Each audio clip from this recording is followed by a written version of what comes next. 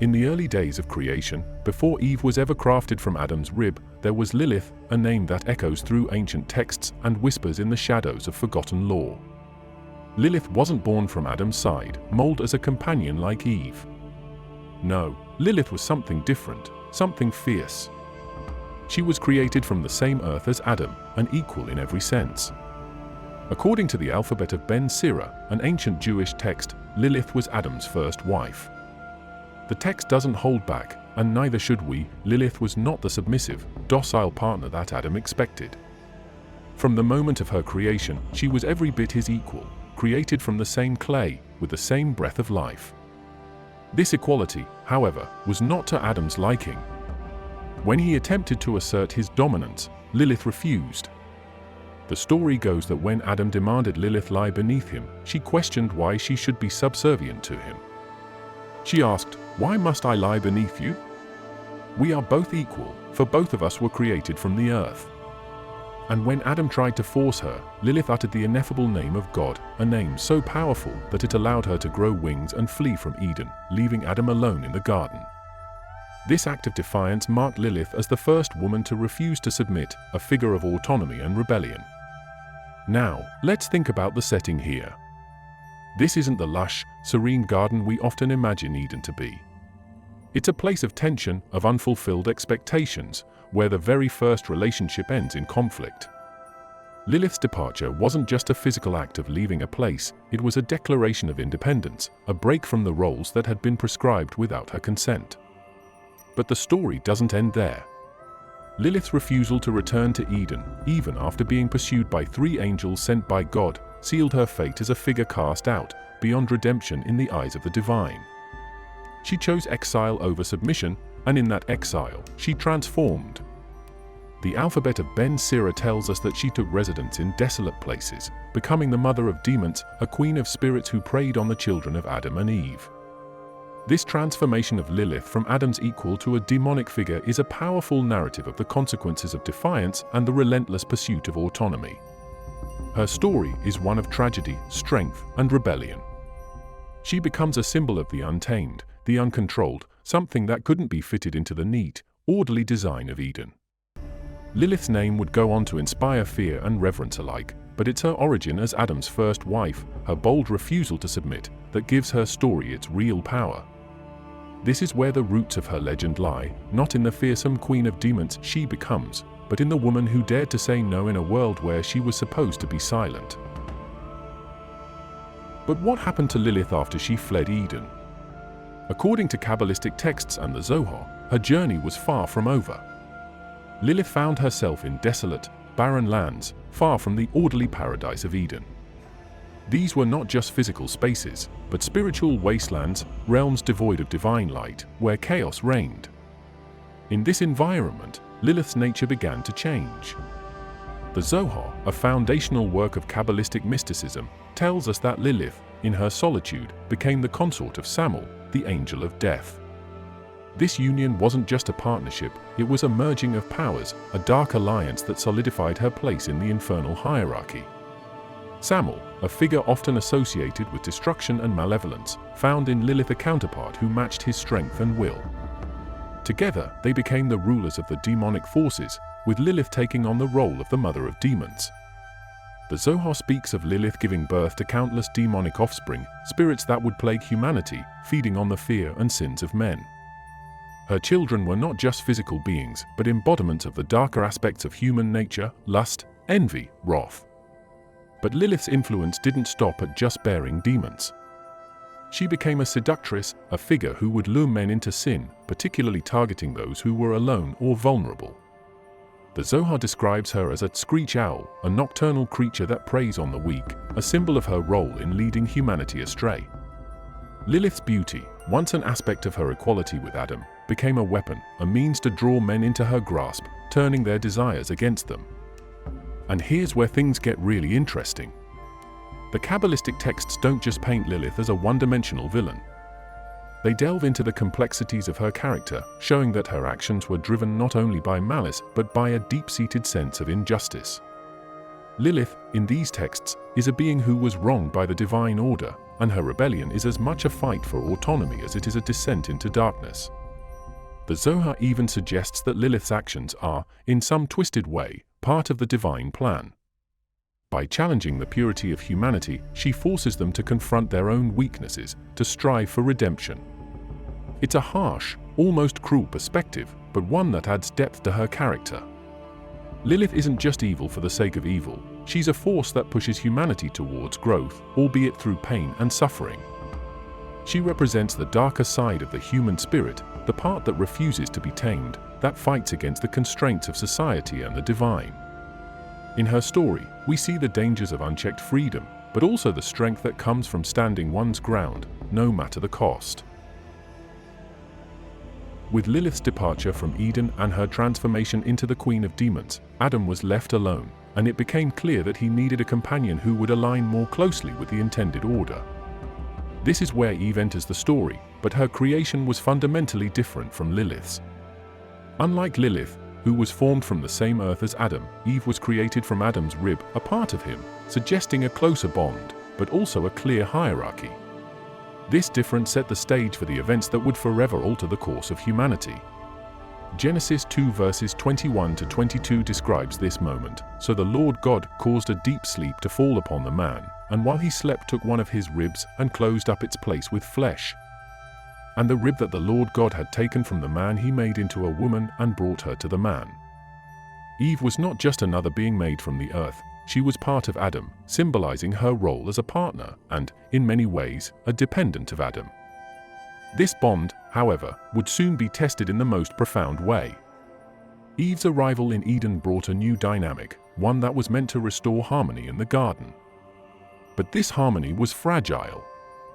Lilith, now allied with Samael and filled with resentment towards Adam and his new companion, sought to disrupt this balance.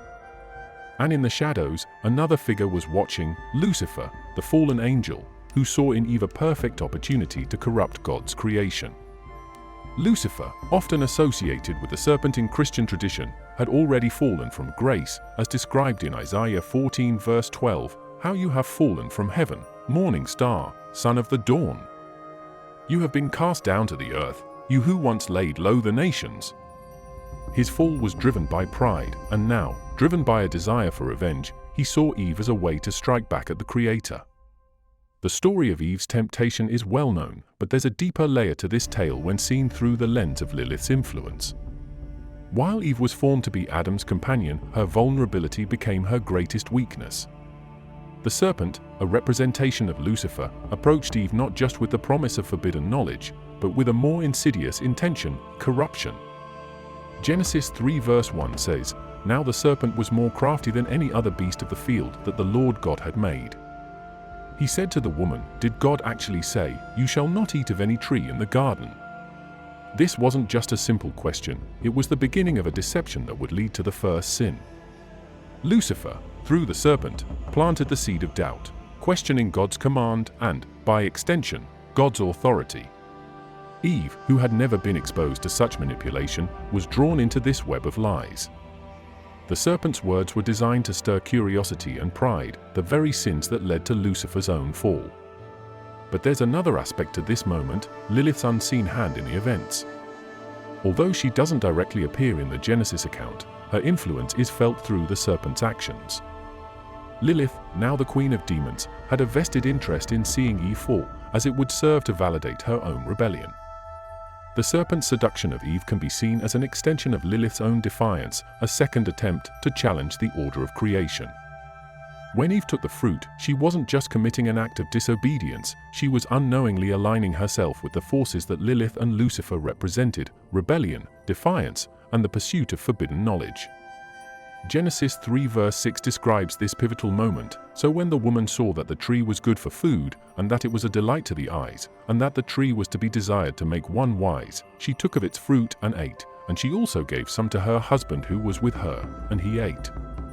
This act of eating the forbidden fruit was the culmination of Lucifer's plan and Lilith's influence, a moment that would lead to the fall of man. Eve, who was meant to be Adam's helper, became the instrument of humanity's first great sin, setting in motion a chain of events that would lead to the expulsion from Eden and the beginning of mankind's long struggle with sin and redemption.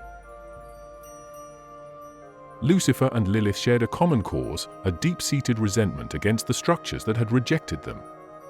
For Lilith, it was the patriarchal confines of Eden; for Lucifer, the celestial hierarchy of heaven. Their alliance wasn't just a partnership, it was a convergence of power and purpose, with both seeking to undermine the divine plan that had cast them aside. Together, they formed a dark alliance. Lilith, with her knowledge of ancient, forbidden secrets, and Lucifer, with his unparalleled cunning and ambition, combined their strengths to spread corruption and chaos across the world. Their methods were subtle, relying on manipulation, temptation, and the allure of power. This was not a battle waged with brute force, but one fought in the hearts and minds of humanity. Lucifer, now in his role as the Prince of Darkness, brought his fallen angels into the fold, creating a legion dedicated to the downfall of mankind. Lilith, as the Queen of Demons, using her seductive powers to lead the unwary into sin. Together, they worked to exploit human weaknesses, turning the virtues of creation against itself, sowing discord and rebellion wherever they could. This alliance marked a new chapter in the cosmic struggle. It was no longer just about defying divine authority, it was about creating a new order where they reigned supreme, where darkness overshadowed light. Their influence spread far beyond Eden, shaping the course of human history as they continued their relentless quest for dominion. While the serpent's deception of Eve in the Garden of Eden is well known, there's a deeper layer to this event that comes to light when we delve into apocryphal texts and Gnostic writings. In these ancient texts, we find hints that Eve's temptation was not just a momentary lapse in judgment, but part of a much grander, more sinister plot. The Gnostic text, the Hypostasis of the Archons, offers a unique perspective on this event. According to this text, the serpent, often interpreted as Lucifer, was not merely tempting Eve with the forbidden fruit, but was attempting to implant a seed of divine knowledge within her, knowledge that would challenge the authority of the demiurge, the false god who, in Gnostic belief, created the material world. The Apocalypse of Moses, another apocryphal text, adds further layers to this narrative. Here, Eve is portrayed not just as a victim of deception, but as someone who was seduced by the promise of becoming like the gods. This seduction wasn't just physical or intellectual, it was spiritual. The text describes how the serpent approached Eve with a cunning blend of truth and lies, offering her the fruit as a means to unlock hidden wisdom. Your eyes shall be opened, and you shall be as gods, knowing good and evil. Apocalypse of Moses 19:3. But there's more to this seduction than just the promise of knowledge. The Gnostic text, the Gospel of Philip, presents an even more provocative idea, that Eve's encounter with the serpent was not purely symbolic, but involved an actual union between them. This union, according to the text, resulted in the birth of Cain, who is portrayed not as Adam's son, but as the offspring of a darker, more powerful entity. The rulers took Adam and Eve and put them in paradise. They commanded them not to eat of the tree. Yet their intention was to have them eat of it and be defiled. Gospel of Philip 66:20. This narrative challenges traditional interpretations of the fall, suggesting that the true corruption of humanity began not with the eating of the fruit, but with this forbidden union. Cain, therefore, becomes a symbol of this corruption, a child born not just from sin, but from a deliberate act of rebellion against the divine order. His lineage, marked by violence and strife, reflects the ongoing influence of Lucifer and Lilith's dark alliance. In these texts, Eve is portrayed as a pivotal figure in a cosmic battle between light and darkness. Her seduction by Lucifer, whether through the serpent or in more intimate terms, represents the moment when humanity's innocence was lost and the world was set on a path toward inevitable conflict. This moment wasn't just a fall from grace, it was the beginning of a struggle that would define the human experience, a struggle between the forces of creation and the powers that seek to subvert it. The Genesis Apocryphon, an ancient text discovered among the Dead Sea Scrolls, offers a fascinating yet unsettling insight into the origins of Cain, suggesting that his birth was not a simple consequence of Adam and Eve's union, but rather the result of a much darker encounter. According to the Genesis Apocryphon, Eve, after her encounter with the serpent, conceived and bore Cain. But this text hints that Cain's true paternity was not of Adam, but of the serpent, who in many interpretations is identified with Lucifer. This notion is further supported by other pseudepigraphal texts, which imply that Cain was marked from birth, not just physically, but spiritually, as the offspring of a being who was in direct rebellion against God. One such text, the Apocalypse of Adam, provides a cryptic yet revealing account.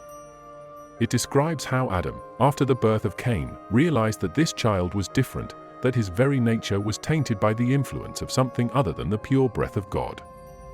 And Adam knew his wife again, and she bore a son, and he called his name Seth, for God, said she, hath appointed me another seed instead of Abel, whom Cain slew. The Genesis Apocryphon expands on this by detailing Adam's growing suspicion and eventual realization of Cain's true origins. Adam, aware that something was amiss, saw in Cain a reflection of the serpent's cunning, a being who carried within him the seeds of discord and violence. This is not just a tale of familial betrayal, it is a narrative of cosmic significance, where the birth of Cain represents the physical manifestation of the rebellion that began with Lucifer and Lilith. The idea of Cain as the progeny of Lucifer also explains the rapid descent into violence and sin that follows his birth.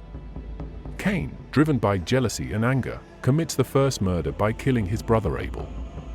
The pseudepigraphal texts suggest that this act was not just a crime of passion, but the inevitable outcome of Cain's corrupted nature, a nature inherited from his father, the serpent.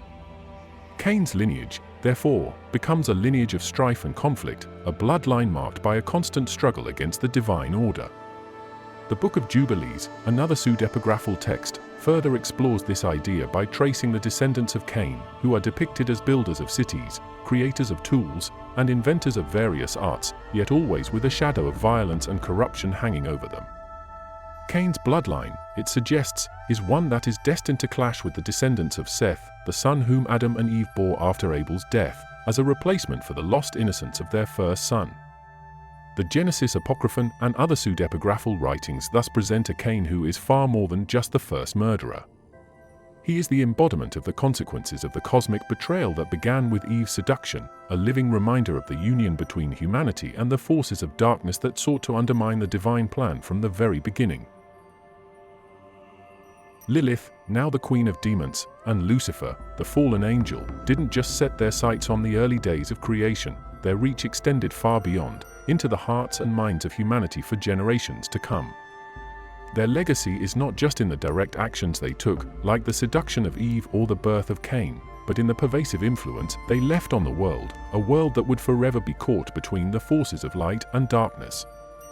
Throughout history, Lilith and Lucifer have been depicted in various ways across different cultures and religious traditions.